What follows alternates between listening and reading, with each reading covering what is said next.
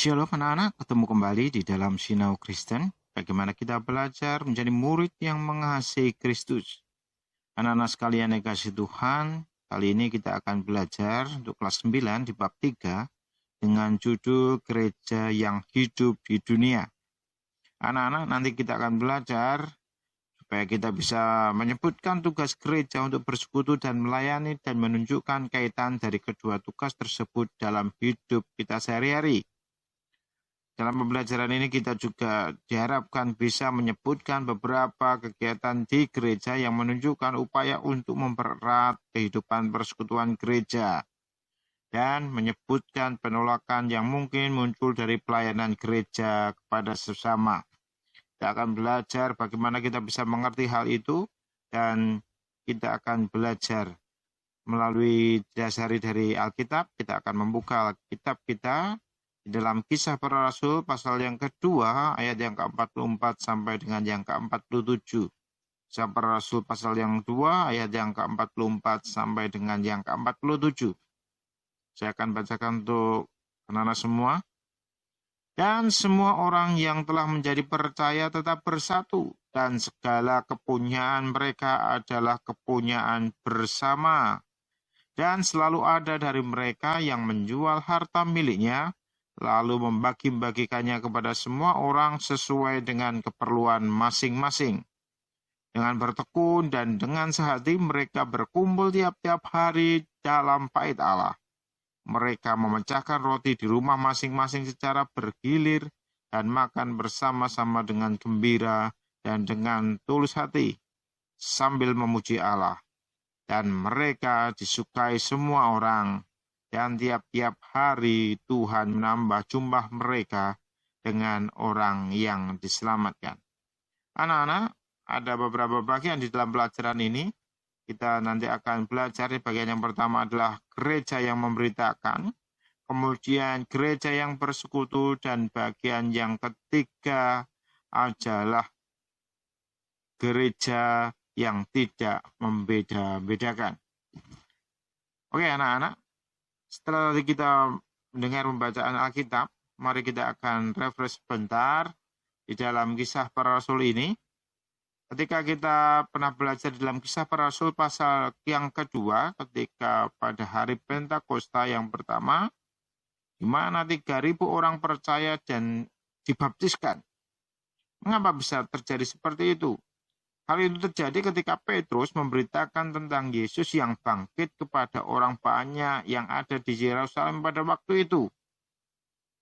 Dalam Kisah Para Rasul pasal 2 ayat yang 4 dikatakan, maka bangkitlah Petrus berdiri dengan 11 rasul itu, dan dengan suara yang nyaring ia berkata kepada mereka, hai kamu orang Yahudi dan kamu semua yang tinggal di Yerusalem, ketahuilah dan camkanlah perkataan ini.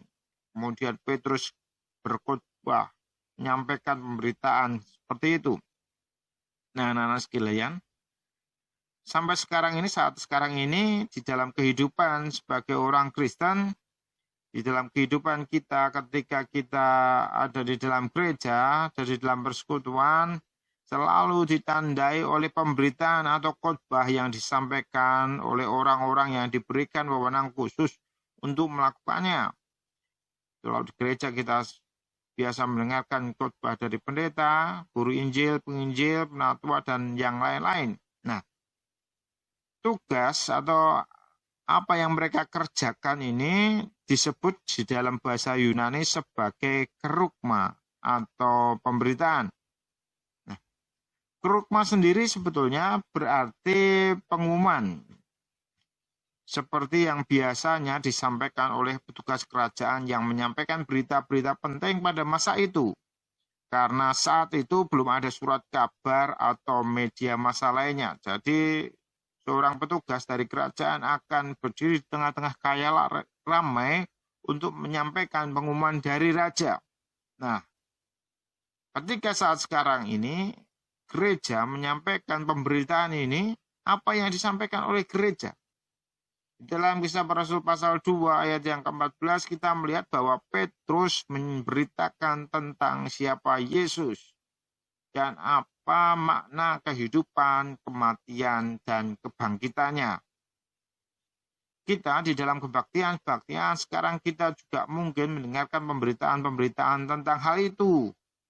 Tetapi khotbah-khotbah sekarang juga bervariasi, berisi tentang penghiburan untuk jemaat yang sedang berduka cita, atau pengajaran tentang bagaimana menjalani kehidupan sebagai orang Kristen, tanggung jawab sebagai orang Kristen, baik di gereja maupun di masyarakat, dan hal yang lain-lain. Gereja memiliki tugas untuk dapat memberitakan bagaimana orang-orang bisa hidup sebagai orang Kristen, yang terutama adalah memberitakan makna kehidupan, kematian, dan kebangkitan Kristus kepada orang banyak, sehingga yang terjadi pada orang Kristen yang sudah percaya dapat dirasakan oleh orang-orang yang belum percaya, dan akhirnya mereka mendapatkan kehidupan yang kekal karena mereka percaya kepada Yesus sebagai juru selamat. Nah, bagian yang kedua, anak-anak, bagian tentang gereja yang bersekutu. Kalau di bagian yang pertama sudah dijelaskan tentang kerugma, maka di dalam hal yang kedua ini kita akan belajar tentang gereja yang bersekutu. Ya. Di dalam perjanjian baru kita dapat menumpukan 106 kata memberitakan. Hal ini menunjukkan bahwa kata kerja ini menempati posisi yang sentral dalam kehidupan orang Kristen. Ya.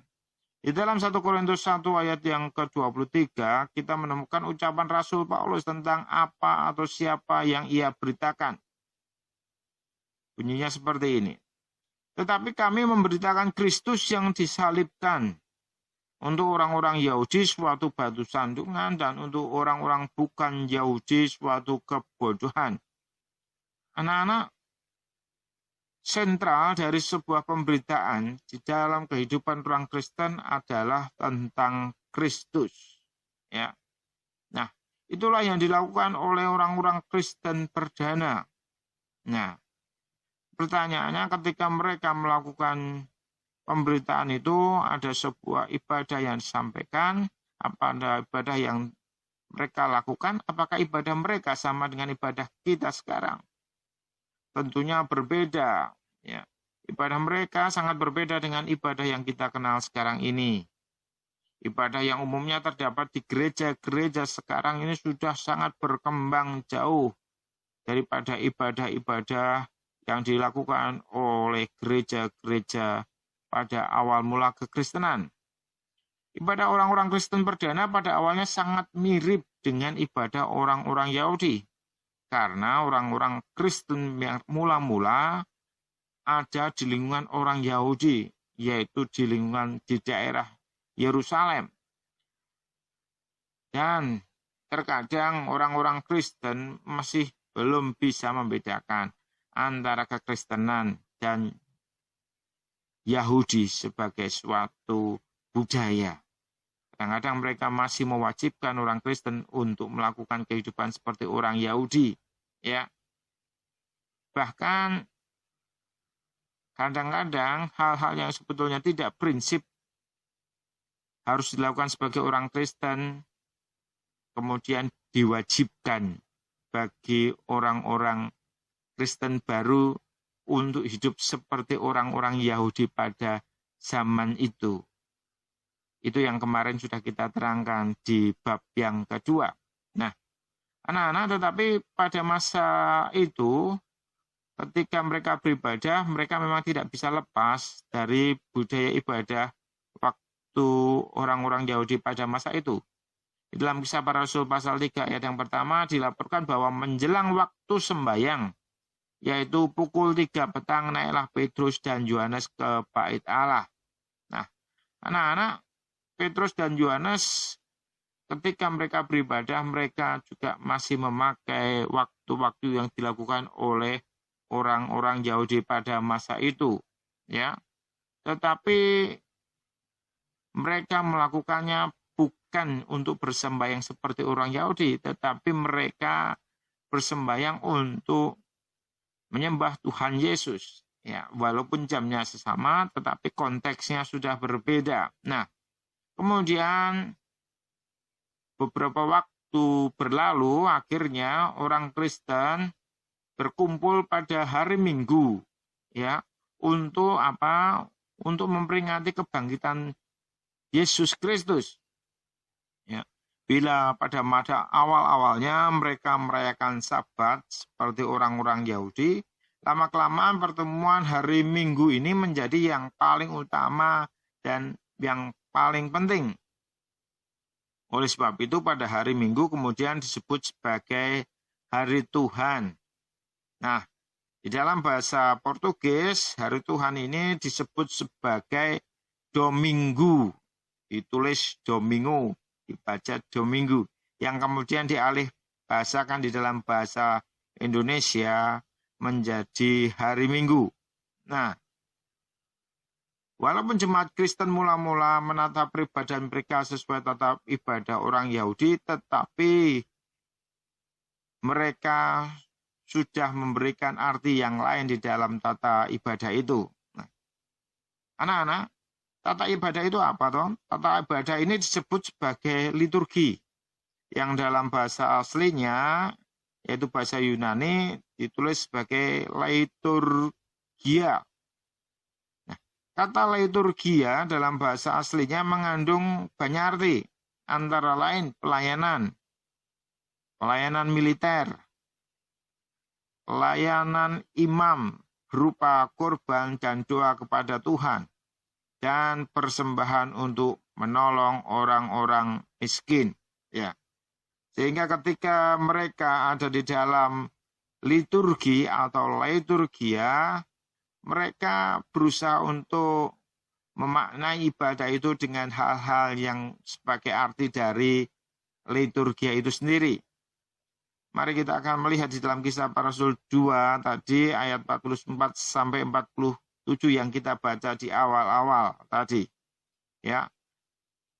Di dalam ibadah selain mereka mendengarkan khotbah, di situ ada orang yang menjual harta miliknya, membagi-bagikannya kepada semua orang, ya, memecahkan roti secara bergilir. Nah, itulah yang terjadi di dalam jemaat yang mula-mula. Kehidupan yang saling berbagi ini dilakukan oleh orang-orang Kristen untuk mengenang kematian Tuhan Yesus. Sebab di dalam kematiannya itu, Yesus membagikan kehidupannya dengan kita manusia. Hal ini dilambangkan oleh Tuhan melalui peristiwa perjamuan makan malamnya yang terakhir bersama murid-muridnya. Perjamuan inilah yang hingga kini dilakukan oleh orang-orang Kristen yang membuat ibadahnya berbeda dengan ibadah orang-orang Yahudi. Karena di dalam ibadah orang-orang Kristen ada perjamuan kudus. Inilah yang disampaikan oleh Kisah Para Rasul ketika di situ dilaporkan bahwa orang-orang Kristen perdana ini memecahkan roti di rumah masing-masing secara bergiliran. Ya, perjamuan ini mengingatkan mereka akan persekutuan yang erat antara Tuhan dan para muridnya. Melalui perjamuan ini mereka pun terlibat dalam persekutuan dengan Tuhan yang telah bangkit. Nah, anak-anak, hal inilah, persamaan inilah yang disebut sebagai persekutuan, atau di dalam bahasa Yunani-nya disebut sebagai koinonia. Nah, kata koinonia sendiri mengandung arti yang lebih mendalam daripada sekedar persekutuan. Sebab di dalam kata ini terkandung makna persekutuan, berbagi, dan hubungan yang sangat erat. Oleh karena itu, koinonia juga dapat berarti pemberian yang dilakukan bersama-sama kepada satu sama yang lain, seperti yang digambarkan oleh kehidupan jemaat perdana yang membagi-bagikan kepunyaan mereka.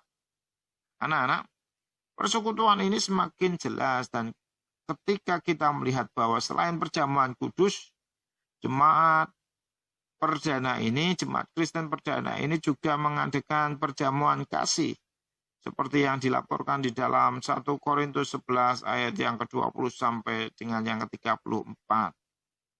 Di dalam perjamuan kasih ini masing-masing anggota membawa suatu makanan tertentu yang kemudian dimakan bersama-sama dengan warga jemaat yang lainnya. Nah, anak-anak, bagian pertama sudah kita lalui, bagaimana kita bisa menjadi gereja yang memberitakan. Bagian yang kedua, tentang bagaimana gereja yang bersekutu. Dan bagian yang ketiga, kita akan belajar tentang gereja yang tidak membeda-bedakan. Nah, anak-anak sekalian, di dalam Kisah Para Rasul dilukiskan bahwa kehidupan orang Kristen, umat Kristen perdana sangatlah indah. Mereka bukanlah orang-orang yang egois. Mereka selalu membagi-bagikan harta mereka kepada semua orang dan hidup dengan secukupnya, sehingga setiap orang dapat hidup dengan kecukupan.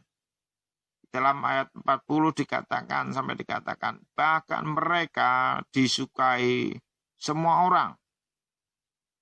Orang-orang yang bukan Kristen saat itu, yang ada di sekitar mereka, sangat senang dengan kelompok yang baru ini, yaitu orang-orang Kristen. Ya, tidaklah mengherankan sehingga apabila setiap hari banyak orang yang bergabung dengan kelompok ini atau orang-orang Kristen mula ini. Karena di dalam perjamuan kasih, di dalam persekutuan mereka ada perjamuan kasih, sehingga mereka memiliki persekutuan yang erat. Tidak ada pembeda-bedaan di antara mereka. Orang-orang dari kelas atas akan bergabung dengan mereka yang dari kelas bawah. Seperti diceritakan ketika Onesimus, seorang budak yang melarikan diri dari rumah tuanya, disapa sebagai anak dan buah hati oleh Rasul Paulus. Hal itu diceritakan di surat Filemon. Di dalam Galatia 3 ayat 28, Paulus mengatakan, dalam hal ini tidak ada orang Yahudi atau orang Yunani, tidak ada hamba atau orang merdeka, tidak ada laki-laki atau perempuan, karena kamu semua adalah satu di dalam Kristus. Tidak ada lagi sekat-sekat yang memisahkan manusia berdasarkan ras, baik Yahudi maupun Yunani. Tidak ada lagi sekat-sekat yang memisahkan manusia berdasarkan kelas, baik hamba ataupun orang merdeka. Bahkan tidak ada sekat-sekat yang memisahkan antara mereka sebagai jenis kelamin. Tidak ada pembedaan, kamu laki-laki ataupun perempuan. Hal itu dihapuskan oleh kasih Kristus yang mendamaikan semua. Inilah pernyataan yang luar biasa, anak-anak. Semuanya terjadi sedemikian luar biasa. Karena Kristus membuat pembedaan itu. Kristus memberikan hal yang luar biasa. Kristus memisahkan sekat-sekat ras. Kristus memisahkan sekat-sekat kelas. Kristus tidak membeda-bedakan manusia makhluk yang satu dengan yang lainnya. Semua sama di dalam Tuhan. Mereka memiliki kedudukan yang sama. Tetapi anak-anak, bagaimana kenyataan sebenarnya? Untuk bisa berjalan terus seperti itu, seperti umat Kristen pada abad yang pertama, pada awal-awal kekristenan itu bukan sesuatu hal yang mudah. Ya, bahkan sampai di awal abad yang ke-20 sekalipun kita masih sering menemukan pembedaan-pembedaan di dalam masyarakat. Mungkin saat ini juga ada terjadi. Orang sering kali membedakan atau menghina sesamanya berdasarkan perbedaan-perbedaan ras atau kelompok etnis. Padahal kita semua adalah ciptaan Tuhan yang sama. Di dalam masyarakat kita masih sering menemukan orang-orang yang menjauhkan diri dari orang lain yang dianggap tidak setara atau tidak sederajat. Ya. Karena kaya kekayaannya, karena rasnya, orang sipit, ya, atau orang yang hitam, yang putih. Nah, anak-anak, terkadang berkumpulnya satu ras atau suku tertentu dan pandangan yang berbeda terhadap suku atau ras lain itu menjadikan kita terpisah satu dengan yang lain. Padahal tiap manusia yang dilahirkan di dunia ini tentunya tidak bisa memilih ras atau suku. Apakah nanti dia akan dilahirkan? Seorang bayi dilahirkan sebagai orang yang berkulit hitam, tidak bisa memilih sebelum kelahirannya. Tuhan, aku ingin kulitku putih, aku ingin dilahirkan dari keluarga yang berkulit putih. Tidak bisa seperti itu.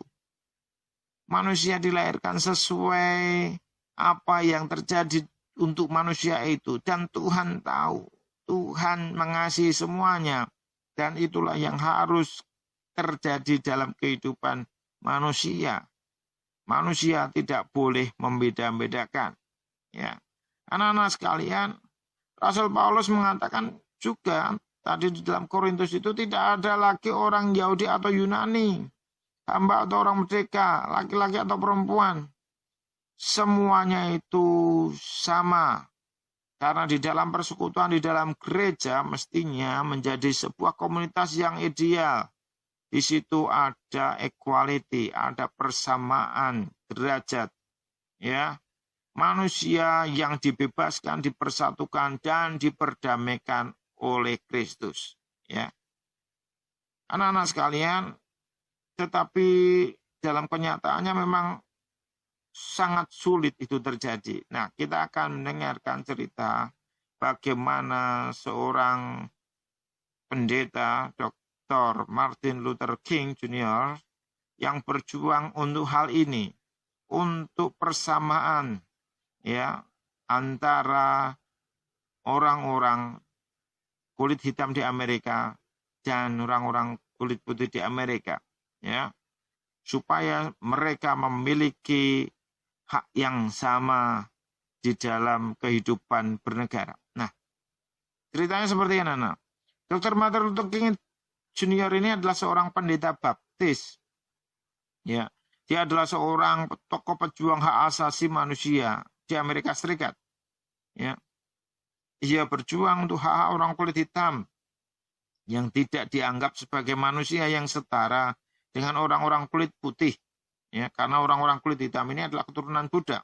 Ya, ada pernyataan seperti ini, seseorang yang dilahirkan dari pasangan campuran akan melahirkan keturunan yang selamanya dianggap cacat karena darah pasangan yang berkulit hitam ini.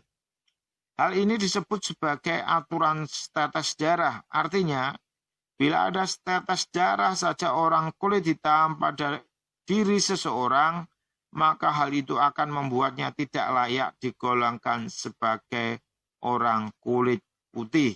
Nah, aturannya memang sangat berat. Sehingga orang-orang kulit putih pada waktu itu tidak berani menerima orang kulit hitam sebagai manusia yang sejajar, yang equal. Ya. Pada masa itu orang-orang kulit hitam dilarang masuk ke tempat-tempat umum, restoran-restoran yang disediakan khusus hanya untuk orang kulit putih. Bahkan pada waktu itu gereja mereka pun dipisahkan oleh warna kulit mereka. Ada gereja-gereja yang dikhususkan untuk orang kulit putih yang tidak boleh dimasuki oleh orang kulit hitam. Bila mereka naik bus, mereka harus duduk di belakang. Dan apabila ada orang kulit putih yang naik ke dalam bus itu, orang-orang kulit hitam harus berdiri dan memberikan tempat duduk mereka kepada orang kulit putih itu. Meskipun misalnya yang naik itu seorang laki-laki muda yang sehat dan kuat, dan orang kulit hitam itu adalah seorang perempuan tua renta yang sakit. Orang yang tua yang sakit tetap karena dia kulit hitam, dia tetap harus memberikan tempat duduknya kepada orang yang berkulit putih. Itu diskriminasi sekali anak-anak. Dan itulah yang diperjuangkan oleh pendeta Dr. Martin Luther King Jr. Nah, bagaimana perjuangan itu dimulai? Ceritanya seperti ini. Pada suatu malam yang dingin di kota Montgomery, Alabama, Amerika Serikat, pada bulan Desember 1955, ada seorang kulit hitam yang bernama Rosa Parks. Dia menolak untuk menyerahkan kursinya di bus karena orang kulit putih yang baru naik. Ya, hal itu mengapa dia menolak itu? Karena dia sangat lelah setelah bekerja seharian di sebuah toko. Karena dia sangat lelah, dia menolak untuk berdiri. Nah, kemudian sopirnya tanya kepada perempuan itu, "Kamu tidak mau berdiri?" Tanya sopir itu. Rosa Parks menatap lurus pada sopir itu dan berkata, "Tidak." Kemudian Pak sopir, Pak Blake berkata, "Kalau begitu saya akan lapor ke polisi dan kamu akan ditahan." Dan Ibu Parks, Rosa Parks menjawab dengan, "Silakan saja." Parks ditahan dan ditenda $10. Nah, akhirnya karena peristiwa itu kemudian memicu gerakan anti diskriminasi besar-besaran di seluruh Amerika Serikat. Nah, pada waktu itu pendeta Dr. Martin Luther King Jr. mengorganisasikan sebuah boykot bus yang kemudian menyebar di seluruh wilayah selatan Amerika Serikat. Selain itu, Bapak Martin Luther King juga menggerakkan gereja dan orang-orang kulit hitam untuk melawan undang-undang yang menjadikan mereka bukan warga negara. Dan kemudian pada tanggal 28 Agustus 1963, Bapak King mengadakan March di Washington. March di Washington ini adalah acara unjuk rasa untuk menuntut hak-hak orang kulit hitam untuk pekerjaan dan kemerdekaan. Ya, di dalam unjuk rasa ini diikuti oleh 200.000 hingga 250.000 orang. Kebanyakan kulit hitam, tetapi juga ada juga yang kulit putih. Mereka berempati atas perjuangan Dr. Martin Luther King Jr. ini. Pendeta King berulang kali menerima ancaman. Ya, rumahnya pun beberapa kali dibom oleh orang yang membenci dia. Namun Pak Pendeta Martin Luther King ini tetap berpegang pada prinsipnya untuk berjuang tanpa menggunakan kekerasan. Ia bertekad untuk menggunakan cara-cara yang damai agar orang-orang kulit hitam memperoleh hak-hak mereka yang setara. Anak-anak, bagaimana sebetulnya Pendeta King ini dapat memperoleh kekuatan yang begitu hebat? Ya, ternyata kekuatan itu didapatnya dari ketekunannya dia berdoa. Beberapa doanya dicantumkan di dalam biografinya. Inilah salah satu doanya. Tuhan karuniailah kami kekuatan tubuh untuk terus berjuang demi kemerdekaan. Tuhan, berikanlah kami kekuatan untuk tetap tidak menggunakan kekerasan, meskipun kami mungkin menghadapi maut. Dan di dalam doanya yang lain, Pendeta King mengatakan, Tuhan, singkirkanlah segala kepahitan dari hatiku, dan berikanlah aku kekuatan dan keberanian untuk menghadapi bencana apapun yang mungkin menimpa aku. Anak-anak sekalian, prinsip anti kekerasan yang dilakukan di dalam perjuangan Pendeta King ini didasarkan pada ajaran Tuhan Yesus yang mengatakan, janganlah kamu melawan orang yang berbuat jahat kepadamu, melainkan siapapun yang menampar pipi kananmu, berikanlah juga kepadanya pipi kirimu. Hal ini diambil dari Matius 5 ayat yang ke-39. Anak-anak, tentu tidak mudah untuk memberlakukan ajaran ini di dalam kehidupan kita. Dan akhirnya anak-anak, Pendeta Dr. Martin Luther King Jr. ini dibunuh pada tanggal 4 April 1968 oleh orang yang membencinya. Sebelum menjelang ajalnya, Pendeta King berkata, saya memaafkan orang itu. Anak-anak sekalian, perjuangan yang sungguh luar biasa. Perjuangan yang hebat yang dilakukan oleh Pendeta Dr. Martin Luther King Jr. dan ribuan orang-orang lain pada masa itu dari tahun 1950 sampai 1960-an. Dan akhirnya anak-anak, hal ini luar biasa terlihat di tahun 2008. Ada seorang yang berdarah campuran, ya, Barack Obama. Ayahnya seorang Afrika dan ibunya kulit putih yang terpilih menjadi presiden yang ke-44 di Amerika Serikat, ya, di tahun 2008. Walaupun terlihat sangat jauh, perjuangan di tahun 50-60 dan terlihat hasilnya di tahun 2008, hal itu terjadi karena ada sisi dimulainya sebuah perjuangan oleh pendeta Dr. Martin Luther King Jr., oleh orang banyak, oleh gereja, bagaimana mereka ingin menjadikan semua manusia memiliki hak dan kewajiban yang sama.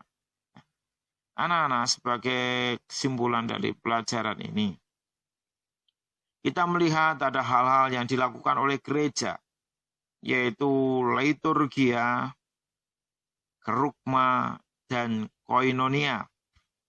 Ketiga hal ini masing-masing berkaitan, ya, masing-masing tidak bisa dilepaskan sendiri-sendiri, ya, karena tata ibadah atau ibadah itu sendiri, pemberitaan dan persekutuan harus terjadi di dalam kehidupan kita di dalam bergereja, ya. Gereja haruslah bisa memberitakan Yesus Kristus yang menebus kita dan mempersatukan kita.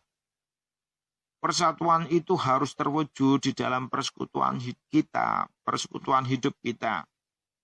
Ya, bagaimana gereja harus bisa bersatu antara manusia, setiap manusia memiliki derajat yang sama. Bukan hanya untuk anggota gereja, tetapi juga untuk orang-orang lain. Bukan hanya di kalangan orang Kristen itu, tetapi orang Kristen juga harus menganggap orang-orang lain yang berbeda keyakinan itu juga adalah manusia-manusia yang sejajar, yang sama. Karena kita diciptakan oleh Tuhan. Dan biarlah hal ini menjadi kekuatan kita, ya, anak-anak mengerti, dan itulah yang harus dilakukan oleh gereja. Gereja yang hidup di dalam dunia. Gereja harus bisa menjadi berkat bagi dunia. Anak-anak, terima kasih atas perhatian anak-anak di dalam pelajaran ini. Biarlah anak-anak semakin semangat di dalam belajar tentang kekristenan. Dan sampai bertemu di bab yang lain. Tetap sehat, tetap semangat. Tuhan memberkati. Amin.